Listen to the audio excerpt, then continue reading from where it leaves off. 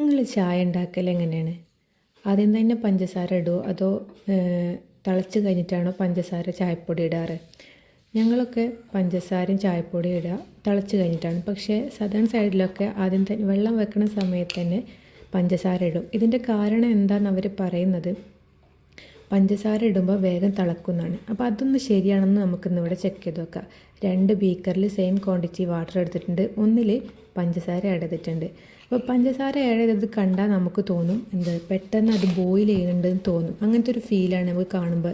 ഈ വീഡിയോ ശരിക്കും നോക്കിയാൽ അറിയാൻ പറ്റും, പഞ്ചസാര ഇട്ട ബീക്കറിൽ തിളക്കണ പോലെയാണ് നമുക്ക് തോന്നുന്നത്.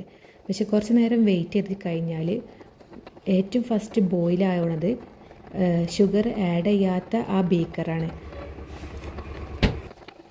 അപ്പോൾ ഷുഗർ പോലെയുള്ള ഏതൊരു നോൺ വോളറ്റൈൽ ആയിട്ടുള്ള സൊല്യൂട്ടും നമ്മൾ ആദ്യം തന്നെ ആഡ് ചെയ്യുമ്പോൾ അത് തിളക്കാൻ കുറച്ച് കൂടുതൽ ടൈം എടുക്കുമെന്ന് മനസ്സിലാക്കുക. ഇതിൻ്റെ പിന്നിലുള്ള കെമിസ്ട്രി എന്താണെന്ന് വെച്ചാൽ ഈ ഷുഗർ വാട്ടറിന് ഗ്യാസായി മാറാനുള്ള ഒരു എബിലിറ്റി ഉണ്ട്. ആ എബിലിറ്റിനെ ഡിസ്ട്രപ്റ്റ് ചെയ്യാണ് ചെയ്യുന്നത്.